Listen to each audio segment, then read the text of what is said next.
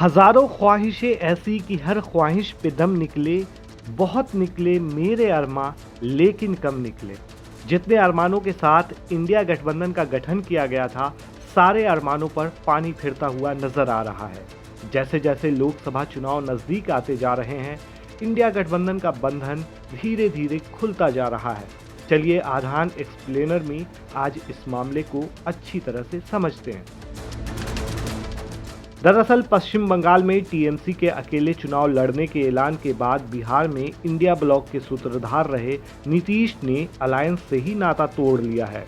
वहीं पंजाब में आम आदमी पार्टी को लेकर भी क्यासबाजी तेज है।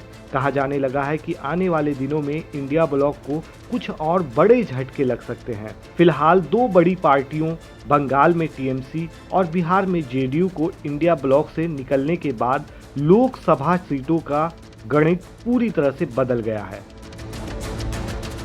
दरअसल आगामी लोकसभा चुनाव में बीजेपी से मुकाबले के लिए 28 विपक्षी पार्टियों ने मिलकर इंडिया ब्लॉक का गठन किया था। इसके सूत्रधार जेडीयू चीफ नीतीश कुमार थे। 1.5 साल पहले नीतीश ही विपक्ष के तमाम नेताओं से मिलने के लिए उनके राज्यों में गए। 23 जून 2023 को पटना में पहली बैठक रखी गई। उसके बाद बेंगलुरु, मुंबई और दिल्ली में बैठकें हुई, लेकिन इन बैठकों में न सीट शेयरिंग का पेच सुलझ पाया, न इंडिया ब्लॉक के चेयरपर्सन और न ही कन्वीनर के नाम पर सहमति बन सकी। बाद में वर्चुअल मीटिंग के जरिए कांग्रेस अध्यक्ष मल्लिकार्जुन खड़गे को चेयरपर्सन घोषित कर दिया गया। सीधे तौर पर कहा जाए तो विपक्षी दलों का प्लान था कि सभी 543 सीटों पर अपने जिताऊ उम्मीदवार उतारे जाएं और 60% वोटों को जुटाकर बीजेपी की एनडीए सरकार को सत्ता से हटाया जाए। लेकिन कुछ ही दिनों में हालात ऐसे बने कि पहले ममता बनर्जी ने बंगाल में अकेले चुनाव लड़ने का ऐलान कर दिया, तो वहीं अब नीतीश ने भी इंडिया ब्लॉक का साथ छोड़ दिया है। ममता बनर्जी ने राहुल गांधी का नाम लिए बिना यह भी कहा कि उन्हें बंगाल में भारत जोड़ो न्याय यात्रा की जानकारी तक नहीं दी गई। जब भी मैं गठबंधन की बैठकों में हिस्सा लेती हूं, मुझे लगता है कि लेफ्ट यानी वामपंथी कंट्रोल हासिल करने की कोशिश कर रहे हैं। यह हमें मंजूर नहीं है। अब देख लेते हैं इंडिया ब्लॉक को बंगाल में क्या नुकसान हो सकता है। बंगाल में कुल 42 लोकसभा सीटें हैं और 2019 में ममता बनर्जी की पार्टी यानी टीएमसी ने 22 सीटों पर जीत हासिल की थी। इंडिया ब्लॉक में शामिल कांग्रेस, लेफ्ट के साथ अगर टीएमसी साथ मिलकर चुनाव लड़ती तो बीजेपी को बड़े नुकसान की आशंका थी, क्योंकि 2019 के चुनाव में बीजेपी ने जिन 18 सीटों पर जीत हासिल की थी, उनमें कई सीटों पर जीत का मार्जिन बेहद कम रहा था।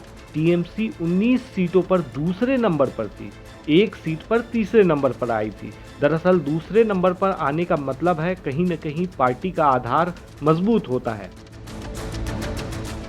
इसी तरह बिहार में कुल 40 लोकसभा सीटें हैं। 2019 में बीजेपी, जदयू और एलजेपी ने मिलकर चुनाव लड़ा था और 39 सीटों पर बम्पर जीत हासिल की थी। बीजेपी को 17, जेडीयू को 16 और एलजेपी को 6 सीटों पर जीत मिली थी।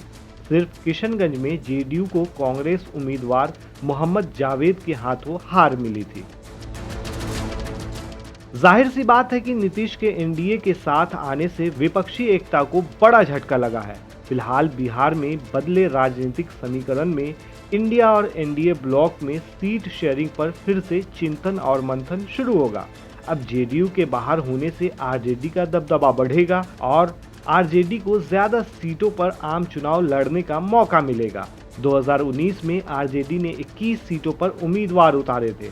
19 सीटों पर दूसरे और 2 सीटों पर तीसरे नंबर पर आई थी। जीत किसी भी सीट पर आरजेडी को नहीं मिली थी। देखा जाए तो एक पहलू ये भी है कि ममता बनर्जी और नीतीश को इंडिया ब्लॉक का सबसे अहम सूत्रधार माना जाता है। दोनों के साथ छोड़ जाने के लिए कांग्रेस को जिम्मेदार ठहराया जा रहा है, क्योंकि ममता और नीतीश ने भी कांग्रेस को ही निशाना बनाया है। पंजाब में आम आदमी पार्टी और यूपी में समाजवादी पार्टी से भी कांग्रेस की खींचतान चल रही है। जानकार कहते हैं कि आने वाले दिनों में पंजाब में बीजेपी और अकाली दल के बीच नजदीकियां बढ़ सकती हैं।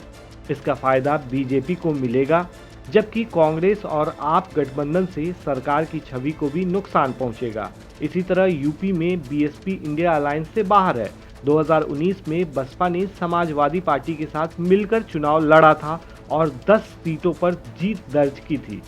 बसपा के इंडिया ब्लॉक का हिस्सा नहीं होने से बीजेपी को फायदा पहुंचने की संभावना है, क्योंकि समाजवादी पार्टी सिर्फ 5 और कांग्रेस महज 1 सीट जीत सकी थी। बसपा के अलग लड़ने से बड़ा वोट बैंक बिखर जाएगा और विपक्षी एकता को झटका लगेगा।